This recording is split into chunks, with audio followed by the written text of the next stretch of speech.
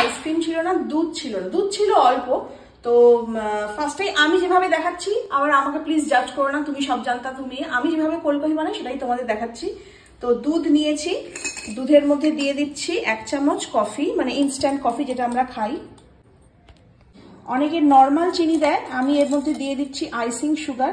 Mix করে নিচ্ছি, অনেকে মিক্সারেও করে, আমি আর মিক্সারে দিচ্ছি না, আমি এমনি তুলে নিচ্ছি ভালো করে। হার্শির সিরাপটা এই জন্যই আনতে বলেছিলাম, এরকম হার্শিটা নিয়ে তো এইভাবে একটুখানি ডেকোরেট করে দিচ্ছি, এইভাবে নিয়ে জাস্ট এটাকে এরকম ভাবে ঘুরিয়ে দিচ্ছি। তো দেখো গ্লাসটা সুন্দর, এই যে ডিপ করছে যে এগুলো, গ্লাসটা সুন্দর ডেকোরেট। এরপরে যে ভ্যানিলা আইসক্রিমের কাপ আনিয়েছিলাম, ভ্যানিলা আইসক্রিমটা এর মধ্যে দিয়ে দিচ্ছি।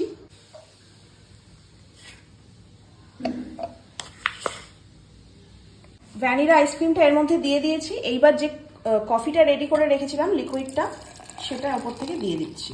আর ওপর থেকে এবার হালকা করে একটুখানি কফি পাউডার স্প্রিঙ্কেল করে দিয়ে দিচ্ছি, আর একটুখানি হার্শিস সিরাপও দিয়ে দিচ্ছি। আমার কোল্ড কফি একদম রেডি, যদিও এটা এখন আমি খাবো না, ফ্রিজে রেখে দিচ্ছি।